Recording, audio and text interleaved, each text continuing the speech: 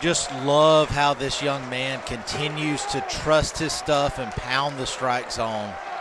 Really, really impressive for a freshman. Here's the 1-2. He'll stay alive.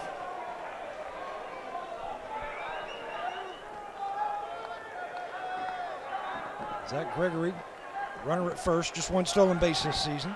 So after that slur, Birch, he's gone with the changeup. This is a right on right. Gosh, I mean, it's just hard to even imagine. But if this cat throws a changeup right here, I would love it. Because I think if he throws that same changeup he threw to a lefty, but use it middle in to inside corner, I think he gets a swing and miss. God, not that one. Well hit ball deep, and that's gone. Two-run homer on a 1-2 count. Cayden Wallace